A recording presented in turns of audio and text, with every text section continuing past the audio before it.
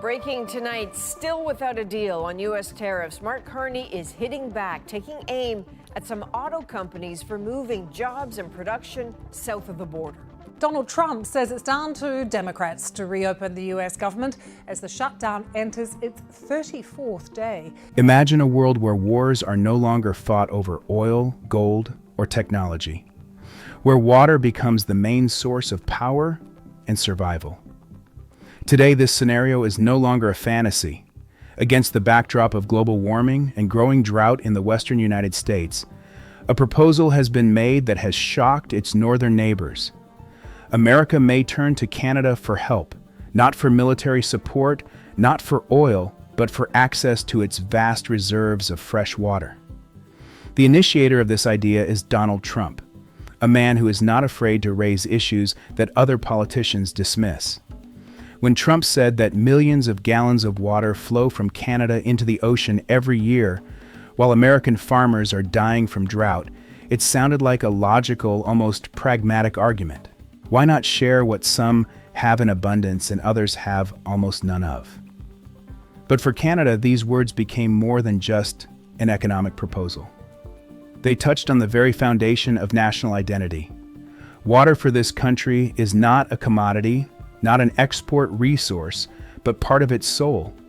It has shaped the landscape, the economy, the way of life, and the very idea of Canadian nature. While some see this project as an opportunity for cooperation, others see it as a threat to sovereignty. Prime Minister Mark Carney, unlike his southern neighbor, left no room for compromise. He stated that Canada's water would not be sold, exchanged, or negotiated.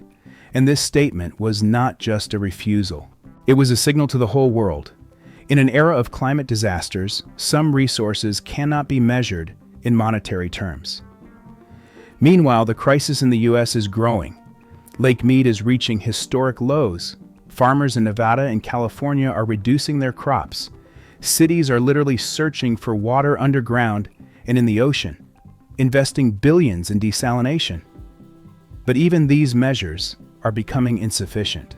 Against this backdrop, Trump's idea sounds like a lifeline for millions, but a challenge to Canada's national pride. What will happen if a superpower starts demanding what does not belong to it? This dispute is not just a diplomatic quarrel. It is a mirror of the future, in which states will fight not for influence, but for survival. For the right to water their cities, preserve their fields and forests. And if oil once determined the power of empires, now water is becoming that fuel.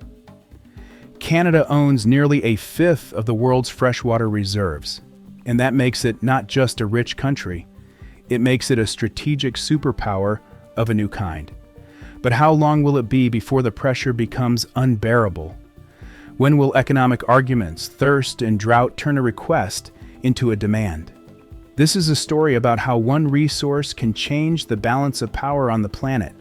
And perhaps even now, while politicians are choosing their words, a new era is beginning.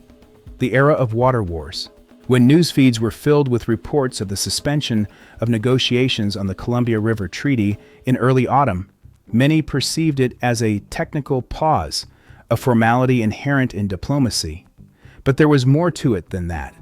According to Canadian sources, Washington unexpectedly froze discussions on all key points of the agreement concerning the distribution of water flows and energy benefits. At the time, it seemed like a bureaucratic procedure. But after just a few weeks, the meaning of this step became clear.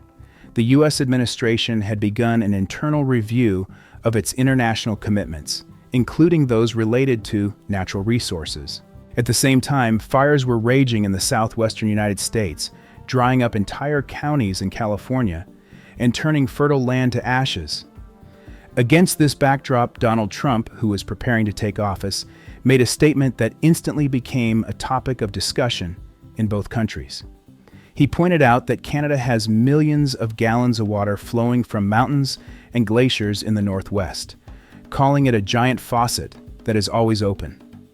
His words sounded less like a threat and more like a warning.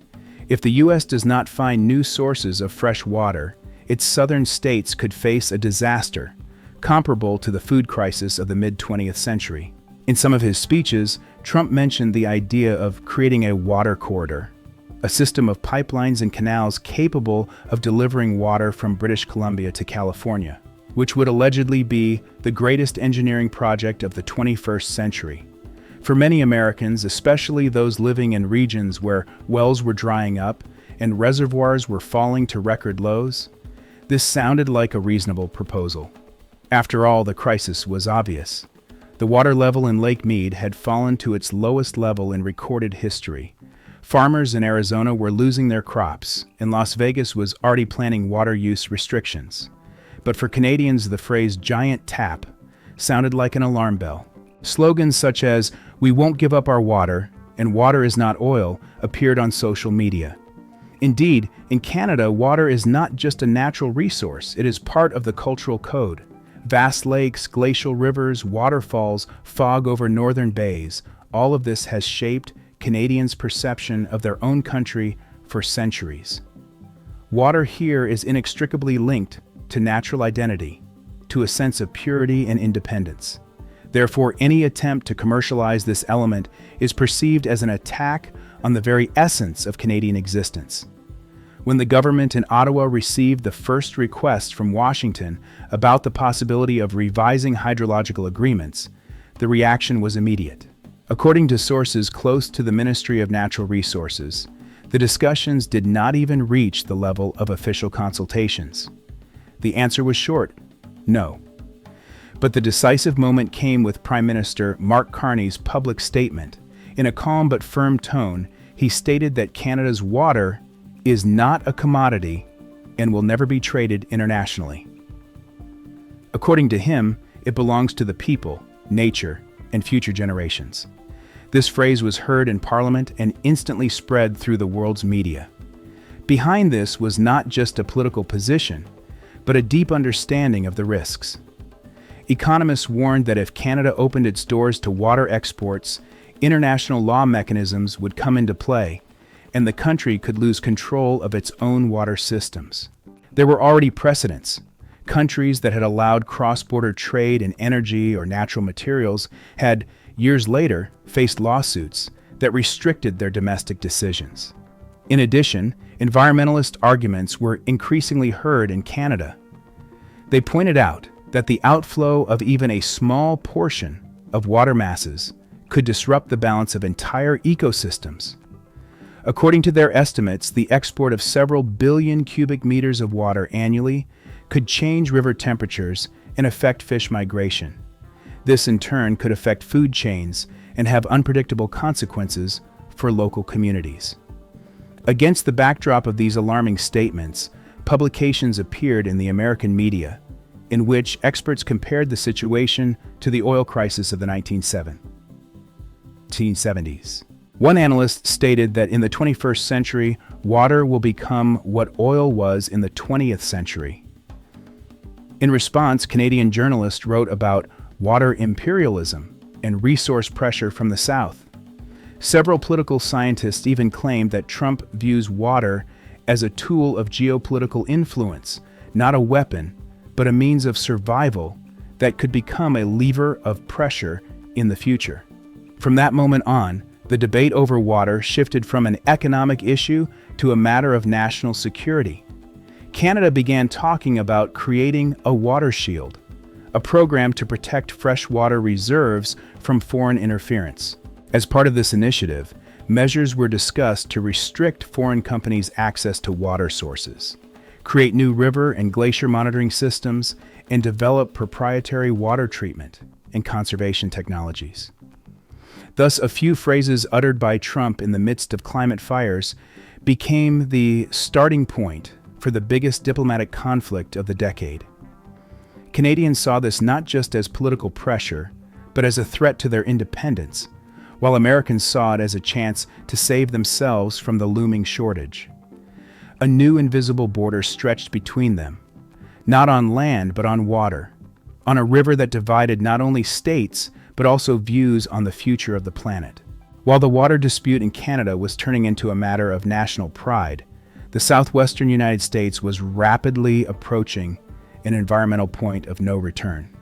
A drought that lasted almost 2 decades had dried the soil to a rock-hard state.